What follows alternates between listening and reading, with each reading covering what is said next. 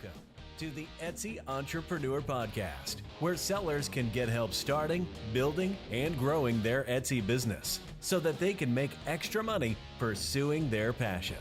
Are you ready to get the tips and strategies you need to be successful? Then let's get started. Here is your host, a top 1% full-time Etsy seller, LL. Hey everyone, welcome back to the Etsy Entrepreneur Podcast. Glad to have you guys back as usual. I got a special treat for you guys that I wanted to share. I recently had the opportunity to be on the Diversified Income Podcast, which is a podcast ran by Keith Leinbach. And what it is basically a podcast that goes through some different income opportunities that people can take advantage of. Laundromats and e-commerce businesses and stuff like that.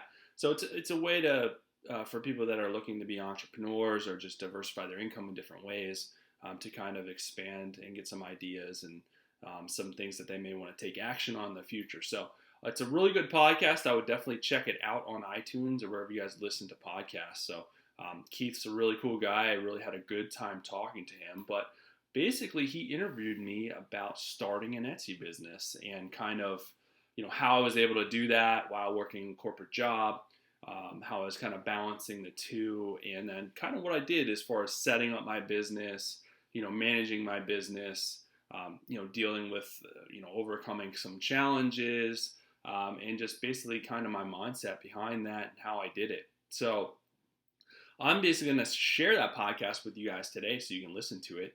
And listen to our discussion. It was a really good discussion. I had a lot of fun talking to Keith, and I would recommend checking out his podcast. But without further ado, here is the podcast from the Diversified Income. Hey everybody, welcome back. This is the Diversified Income Experiment, and today I'm excited to announce that we have Lloyd, otherwise known as LL, to his friends and podcast community, joining us today. And we're going to be talking with LL about his Etsy business. Now, I haven't spent really any time trying to figure out how to sell anything on Etsy. I really don't know much about it, except that I go there to source product ideas for Amazon and see what good looking stuff actually looks like instead of sometimes the stuff you get on Amazon. But LL, welcome to the show.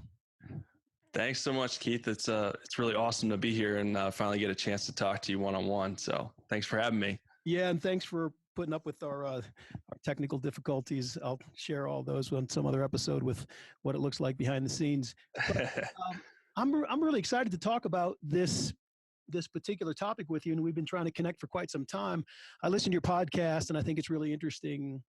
And maybe you can tell people how you got into the Etsy business and how long you've been selling on it, what kind of money you make, and then we'll dig into some of the details. Certainly. So yeah, I've been in the Etsy game quite a while now. I opened my shop in 2014, but I've always been interested in entrepreneurship, selling online. I always did that kind of stuff as a side hustle. Primarily, I used to sell a lot on eBay, and I worked in corporate America and did that grind for over a decade. But yeah, I really wanted to start a clothing line. That's how I initially, started. And, I had a lot of ideas for specific designs and stuff like that I kind of wanted to bring to fruition. And I just learned about Etsy. Like I said, I was doing eBay and stuff like that. And I started putting stuff up on, Etsy in 2014. And I didn't really know what the platform was or what it would grow into. And I started selling more and more on Etsy. And then at one point, it took over as the primary source of income as my side hustle over eBay. So, the first couple of years, I think a lot of mistakes that people make is they jump on there and they think they're going to get a lot of sales right away. But you got to really approach it as, a side hustle at first. And then if you want it to be more than that, you got to work to put in what you want to get out of it. So if you start treating it like a business, it will eventually become one. And that's how kind of, I started as a side hustle in 2014. I made, I think $3,000 or $4,000 my first year. And then the next year, same thing. It was maybe a couple $100 more than that. And then I think it was about at that time when I really was like, I want to grow this. I like doing this. I like the extra money, but if I can make, $5,000, and put more time into it, how much more can I get out of it? So I really started doing a lot more research, figuring out, what the top shops were doing, trying to test stuff, find different strategies and stuff like that. And then after that, it started to become a real business. 17, I hit, over, it was my first year, it was over 40,000 around there. And then 18, was the first year that I hit, 2018 was the first year that I hit six figures. Wow. And that was also the year that I decided to, that I really didn't want to work for the man anymore. Didn't want to do the corporate America thing anymore. I was a director of a pretty decent sized company, and I had probably 100 employees reporting to me. And with working in corporate America, you got to deal with a lot of problems and stuff like that, especially when you're higher up, that you have to clean up and that you didn't necessarily create. So I wanted to make and clean up my own problems and deal with my own stuff. Yeah. So that's kind of why I kind of took the leap and wanted to put a lot more into my business. And so what do you think you'll do in 2020 in revenue, LL? Well, 2020, I'm projecting about right now, maybe 20. I'm really hitting for over 20%. Year over year from 2019. So 2019, I did probably close to 230, or not 230. Oh my goodness, that'd be great. Close to 130. Okay. In revenue. So 20% growth would be 156, $160,000 in revenue. And I think you told me previously you've got a 60 or 65% margin. Yeah, margin. I really try to shoot for over 60%. If I can get higher than that, that's great. But there's a lot of factors with selling, especially if you're creating your own stuff, doing all your advertising and stuff like that. So, yeah. And you gotta, the thing with that people, I think with any e-commerce business, and Etsy is no different, is that you have to continually invest in what you're doing. A lot of people set stuff, they'll put up, 100 products or whatever, and then they'll forget it, just put it up there and leave it, and not do anything, not think about it anymore. But that's not how you grow a business. In my opinion, you have to think of new ways to invest in your business, create new products, create new variations, do different advertising strategies and stuff like that. So there's a lot of moving parts, as I'm sure and a lot of people for that sure. listen know. And maybe we can get into some of those moving parts, but I'd like to go back to some of the stuff that you mentioned, because there's a lot of stuff that I think is really, really interesting. One, just talking about Etsy in 2014. So I don't, like, if you asked me when Etsy started, I have no idea. I was said it was after 2014. So how long it had been around by then? Honestly, that's a great question. I don't think it's been around that long. I think it was around a couple of years prior to that. I want to say 2010. So pretty new. Yeah, it was still pretty new. And even now they're marketing a lot more now, but there's still a lot of people that haven't heard of it, but they've grown substantially, not nearly at the pace of Amazon or anything like that, but they're a lot more well known now.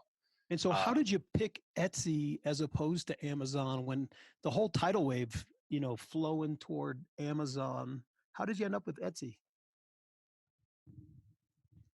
I'm not sure about that thought process. I think I found it, I think when I found the platform, the first time that I actually remember hearing Etsy or seeing Etsy was I was searching for a bracelet for my girlfriend at the time. And, then I was like, what is this? What is this platform? And then I found it, and then I was like, well, I've been doing eBay for quite a while. eBay can be a little frustrating at times. This platform seems really seamless. And I'm always looking for different channels, which is it's good and bad. I'm always maybe the channel I'm in is not necessarily the best. So you got to be open to trying different channels out. So I really liked the platform. I was like, well, let me just try to put some products up here. And listing products was much easier and much more seamless than eBay. Amazon, I honestly didn't even consider at the time, just because that was kind of scary to me, much more scary at the time. So I didn't really dabble in that. And eBay or Etsy was pretty easy to use. So that's really, I just kind of jumped in. I'm the type of person where I'll just, I don't hesitate. I just jump in and I pick up the pieces later, but usually it hopefully works out, but I don't like to hesitate too much. I just kind of go for it. So I've got a couple of those chromosomes as well. And sometimes I find out that without doing a whole lot of research, I'll end up running the wrong direction for quite a while until I stop and actually do some of the investigation that I should have done up front. But let's talk about like when you were in the corporate world and you decided you're going to do this as a side hustle, because I think this is a really common theme, right? Everybody, for lots of reasons, but so many people are dissatisfied with what they're experiencing in their corporate career. It's unfulfilling for whatever wide range of reasons. And so they're looking for something to do.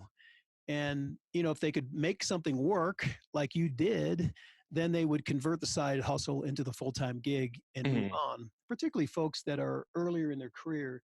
You were a director in a big company running, at a great big team. And so that's got its own series of complications. But if you're let's say you're an individual contributor, or you're running a smaller team, and maybe you're making less money than what you might have been at the time, or whatever, you've got a lower hurdle to get over. But can you talk about like how did you manage your time when you were running a big team in a big company, and now you're trying to do a side hustle, like without trying to cheat your corporate deal, right? How do you keep that whole plus go spend time trying to create a side hustle? Yeah, it was definitely challenging, and it could be stressful at times. And I just made the time. And I guess kind of my mindset, and what my mindset really became was, you have the same amount of hours in the day as, Oprah Winfrey and Elon Musk and all these very successful people, and they managed to get it done. And for me, I didn't want to sit back and be like, well, I can't do it because I have a regular job. Well, if I want to do it, I'll find that time. So a lot of it was, if I had to get up, early before work and work on stuff, I worked almost every single lunch hour on my business. Okay. So a lot of times I would bring my lunch, and then I would go either to the break room or to a local coffee shop, and I would spend that hour, and I would just be hyper focused on working on my business.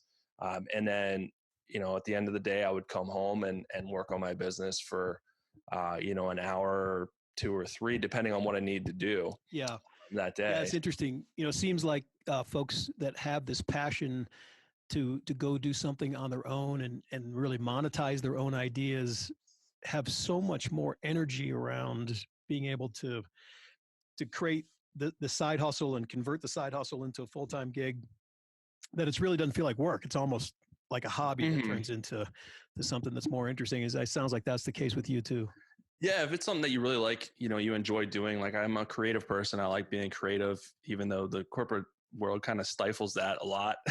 Yeah. So it was kind of my outlet. It was my hobby. I didn't go play guitar, or I do work out consistently. That's kind of my other outlet, which helps me vent a little bit. But yeah, that was kind of what I did. To kind of be creative and then work on my business. And you have ownership of it, you know what I mean? And that's what's so amazing nowadays, where, you have this great thing, the internet, and all these different ways to make money. And if you do the proper research and you're focused and you're consistent and you have a plan in place and stick to your plan, and just don't give up, you can do it. But a lot of people just don't stay on track that way. But you have to stick with it. It's easy to get distracted. But like you said, when you got your passions aligned, when you're following your passions, it's a lot easier to stay aligned with what you're trying to get accomplished and not give up on it. So you launched this clothing line, and is the clothing line still what you're doing on Etsy? Yeah. That's primarily what my top selling shop is. It's Living Limitless Clothing. So yeah, I sell online. I sell through Etsy. Through Amazon as well. But yeah, I've done a couple of different shops, testing some different shops, because as an entrepreneur, you're always chasing shiny objects. So I try to reel myself back in. Yeah. Did you But sell this retail anywhere, like in a storefront? I do sell, some local at some local shops, Okay. but not wide scale. Just because it can be time consuming, depending on what deal you work out with your clients, with your local clients, and how you want to do it, how you want to work out the payment structure and stuff like that. So I haven't it can really be tricky. Yeah, So I haven't really branched out too much. Okay, well, there's a whole nother avenue for you. So there's what I frequently hear from folks when I talk to them about selling clothing, including shoes, is one, you have the variable of styles. Then on top of that, you have colors, and then on top of that, you have sizes. And so, can you talk a little bit about the complexity of trying to manage all of that and maintaining inventory for those different combinations? Yeah, I think what you do is, and what I did was start very small. And I still am fairly small as far as the variations. I sell, primarily graphic tees, graphic shirts, but there's a lot of different variations with style of shirts and clothing that you want to go, sweatshirts, V-necks, all kinds of different fabrics, all kinds of different colors. So I started small at first, just to make sure that, I knew the inner workings of, how I could make the stuff and sell the stuff, and not try to go too big. So my biggest thing with starting a business was, how could I start it as inexpensively as possible? Right. Because I think the mistake a lot of people make is they mass produce stuff, or they produce a lot of an item before they know if it's going to sell, and then they're stuck with that inventory. Yeah, that's a problem. So, a lot of my stuff is made to order. I'll put it out there and see how it does. And that way I'm not stuck with a lot of inventory and stuff like that. And so how many different SKUs do you have in the store, in your Etsy store? Probably between every colors and styles, probably like maybe 40. Okay. And how is the revenue split across those 40? Like are 5 of them dominating the sales, or is it pretty evenly spread? Primarily, it's just unisex graphic tees. Okay. That's primary as far as revenue, and then muscle tanks are pretty well too. Do pretty well too as far as women's stuff. Okay, cool. And then within Etsy, do you ship yourself? You guys do all the fulfillment? Yeah, I think you can outsource that, but I do it myself. So they offer discounted shipping. You can do it right from the platform, print out the labels, and do all that stuff, and you get the discounts. I believe it's similar discounts that you get through many other third-party platforms. Okay. And then what do you, like, someone buys a t-shirt or a hoodie or something, what are you packaging it in? Where are you getting your boxes? So a lot of the times I source envelopes and packing materials through Amazon. You can do an Amazon business account, so you can get discounts on that stuff. And really just got to do research to figure out, how am I going to ship this before you start selling it, and then figure out how you can get your stuff inexpensive, which usually means bulk. That's one thing that you probably want to start buying in bulk if your business picks up. Is packing materials and stuff like that. Because if you're paying that retail price for your packing stuff, is really going to start cutting into your margins. Yeah, it's tough. We've got some businesses where we're packaging some really big items. They're high ticket items, but we're spending $52 between the box and the packaging. Yeah. And then, it's a couple $100 on top of that to ship it. So yeah, you really got to solve for packaging. And that's definitely something to consider too, as far as what you're going to sell. And, I've had an Etsy shop where we sold furniture, repurposed furniture and stuff like that for a little bit. And, once you sell it, you're like, oh, great. But then you have to figure out how you're going to ship the items as inexpensive as possible. And big items they're very expensive to ship. Yeah, right. So you better figure out how much is it going to cost to ship before you list it, and you have to eat some of that shipping cost. Yeah, that's interesting. So let's talk about the product selection, because I think one of the toughest things, if someone wanted to start a side hustle, is to figure out, what the heck do I sell? And so Mhm. you've kind of had a pretty broad range of stuff that you've tried. Maybe you can talk about how you decide what it is, and then like, figure out if there's a market and how competitive it is and all the things you got to think about to narrow in on something that you're going to sell. Yeah, definitely. I can talk a little bit more about that. So it kind of goes back to, have you ever, what are your interests? Do you have any interests? Is there something that you've done as a hobby that could, that you could sell? Is there something that you could create that you're interested in creating? But a good place to go to for people that are looking specifically on Etsy is craftcount.com. And that has kind of the ranking of all the top shops. And it's just a good place to go. You can see what the top shops are by category and what they're selling. And that's craftcount.com? Yeah, craftcount.com. It's a good resource. So if you can sort by, furniture, clothing, stickers, there's a top categories in there that you can sort by category if you'd like, and just see, what you're interested in, what is your passion, and then you kind of just have to backtrack it from there. So yeah, I've wanted to do this, or I have a passion of doing this, making furniture or making stickers or clothing or whatever. And then you got to figure out, how can I create this business? How can I create these products? So then you have to do the research on, well, how are the products made? What does it take to create these products? What are the barriers to entry as far as creating these products? Do I want to make them myself? Do I want to outsource that? Right. Yeah, it's tricky. Yeah, it can be tricky. And kind of why I wanted to create the stuff myself was because I wanted the most margin up front.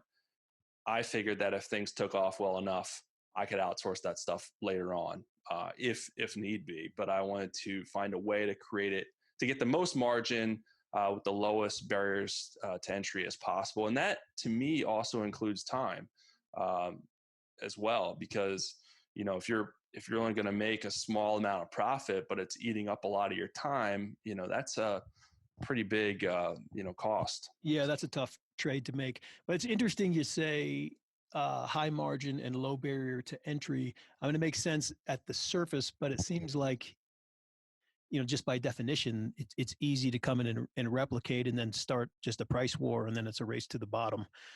So how have you been able to identify product that's you're able to build enough kind of defensive, competitive position that you don't end up racing to the bottom against somebody else that enters selling the same thing? Yeah, that's a really good point. And I guess maybe I meant medium barrier to entry. Yeah, right. But, because even my clothing business, it still, cost me,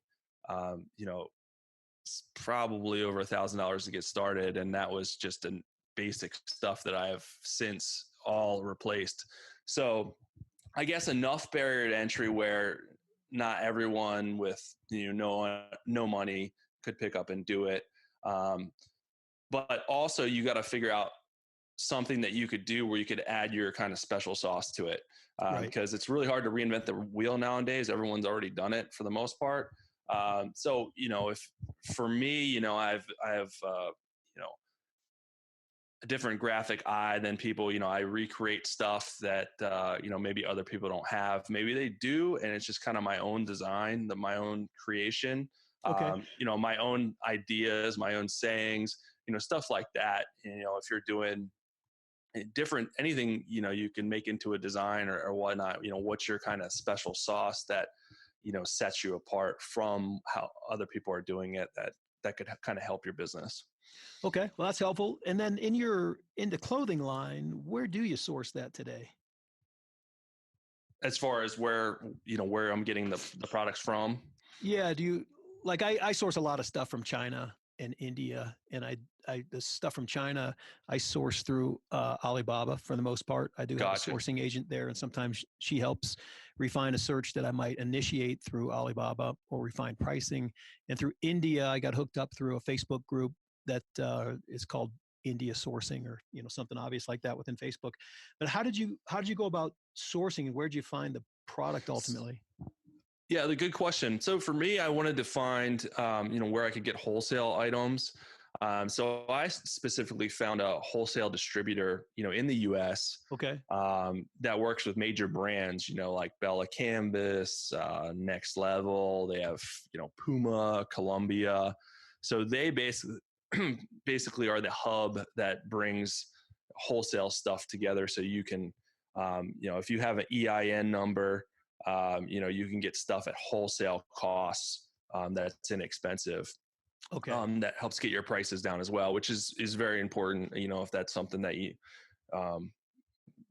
if you need to get your materials from somewhere, you want to make sure that you're trying to get it wholesale. But that does involve, setting up an LLC and getting an EIN number. Yep. And just for folks at home thinking, oh God, that sounded like it just got complicated. You can literally go to your state. If you live in, pick a state, just search, how do I create an LLC in state, whatever. It'll take you to the Secretary of State's site. You do a search to see if the name you want is taken, and then you file it and give them $100, and you usually have your LLC. Then behind that, you need an operating agreement, and you can download one of those and tweak it from any of the legal Zoom kind of sites. And then from an EIN number, that's just another federal kind of deal. You just search, how do I get an EIN number? And literally all of that could be done within 15 minutes. So don't let the business set up. But when you have an EIN number, it's your tax ID. It's basically your social security number for a business. And that will allow you to buy stuff wholesale and not have to pay sales tax on it if you would have had to pay sales tax otherwise. So when you source all this stuff, then LL, how many times have you found? A lot of these places, they're not looking to sell you, 2 or 3. You can get a sample or whatever. But have you run into problems with the minimum order quantities? Sometimes you hear people talk about MOQ, and that's a problem because like you said earlier, you don't end up buying 1,000 units and then find out you can't sell them. You just got a whole bunch of inventory you can't dump. Yeah, it depends on the different wholesalers. Really, just have to do your research. Some of them there's no minimum, but you have to pay shipping. Some of them there is a minimum, and you have to pay shipping. Some of them there's no minimum. There's a order quantity that you have to order, so you don't have to pay shipping, or you get a lower tiered price. Okay. So I've used several of them, but it's really one of those things where you just have to kind of figure out what your niche is, what supplies you need, and then find the right, wholesaler that's right for you. Okay. All right. That's helpful.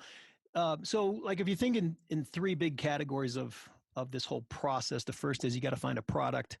The second, you have to be able to source it. We've covered those 2. Then the third is, how do you actually get your listing created? And Etsy, probably like Amazon, if someone's looking for something, you want Etsy to present your offer. And so it has to be able to rank within whatever Etsy algorithms are running to figure out, to show your stuff.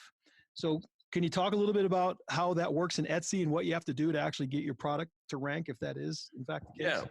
Yeah, definitely. So that's definitely a really good point. It's one of probably the main struggles that people have with selling on Etsy or really anywhere is kind of the SEO, the search engine optimization, how to optimize their stuff so that it gets seen and, people come and find their stuff and buy their stuff. So, the way that Etsy does it is through keywords, which is the same as a lot of third-party companies. So it's really important when you're, setting up your listing to use related but high quality keywords, in your title and then in your tags.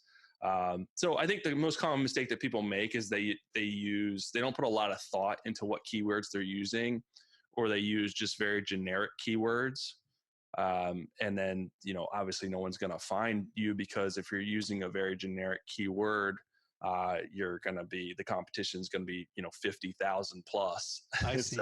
So in the listing, you mean be able to use the right keywords so that when the SEO engine is running, it knows how to find you. Yeah. And it's, whether you use eBay, Amazon, Etsy, it's relatively the same as far as the importance of using appropriate keywords. If I have, if I'm selling a gold necklace and I put gold necklace and that's it, chances of someone finding it and buying it are very slim, because that's such a broad keyword that the search results are going to be insane. But if I'm selling a gold pendant, heart necklace, or something like that, that is way more specific of a keyword to use, which is going to help my listing be found. Yeah, makes sense. Yeah, there's a lot more to it for sure, because I have a private label on Amazon, and I'm constantly trying to get my products to rank the right way. And so, like you said, it is similar in Amazon and these other deals, but it's something to be aware of. And I'm assuming that through your podcast, and I don't know if you have other assets that you want to talk about that you can share with folks if they're looking for the details on how to maybe start a side hustle on Etsy. You want to talk a little bit about your podcast and any other assets they should be looking for that are available through you? Yeah, definitely. Thanks, Keith. I do have a podcast on wherever you listen to podcasts through Apple. It's, the Etsy Entrepreneur Podcast. So, I have podcasts bi-weekly through there to give you guys tips and tricks and stuff like that. Also, you can find me on EtsyEntrepreneur.com. So I do have some free resources on there to help you out, start your Etsy business, as well as I just launched a new masterclass on there with different modules to help you increase traffic and sales. And then if any of your listeners want my Etsy Quick Start Guide, it's a free resource. Awesome. They can snag that. They can go to EtsyEntrepreneur.com /Etsy Quick Start Guide. And that kind of gives some basic tips as far as, what to sell, researching your products, deciding on a shop name, opening your shop, and then some other best practices. So it's a basic guideline, kind of circling back on some of the stuff that we talked about already, but it should help them get in a good place or a good mindset really on what to kind of think about and how to start organizing their business before they jump in. Okay, that's helpful. And it takes us back to where we started, which is you got to start somewhere. If you're interested in it, at least get access to the guide, start to learn a little bit about it, do a little probing around to see if there's some product that might be interesting to sell, check out the competition, figure out how you can source it, do a little math and see if you can make money. And, then maybe you start a little side hustle. And remember, LL said his first year he did $3,000 or $4,000, right? So don't think you're going to start the world on fire, but also think, $4,000, that's like an extra $300 a month. That can go a long way. And then you can decide what you want to do with it from there. I think the other thing that's interesting that a lot of people don't even talk about is if you had a business that was doing, let's say you grow it to the point of LL's business where he's going to do $100,000 net this year, and it's growing pretty well. He'd probably sell it at a 4-time multiple. He's got a business that's worth $400,000 with no debt. So, you sell it and go on vacation for a couple of years. That's always something to consider as well. Not that I'm your financial advisor, LL. It sounds good to me. Sounds pretty good to me too. We're going to go on vacation. We got to plan that. Maybe in a future podcast. Yeah, let's do it. All right, man. That was really helpful. I know we're up against the clock here. I want to thank you for joining. Make sure everybody goes to the Etsy Entrepreneur Podcast. They check out your website and get access to some of the free materials that are out there, and maybe start your own side hustle. LL, thanks for joining us, and I look forward to catching up with you again soon.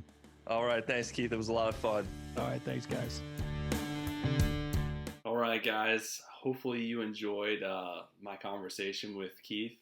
Like I said, it was a lot of fun talking to him. I'm definitely going to stay in touch, and I hope he is doing well. So the last thing I want to leave you guys with, if you are interested in joining my Etsy Traffic and Sales Masterclass right now, it actually has all the modules that I've used and information and strategies and tips that I've used to grow my Etsy business to the top 1%, along with a help forum so you guys can reach out and work with me directly, along with the dozens of other people that are currently working with me to grow their Etsy shops and set their Etsy shops up for future success in the long term, in the long run.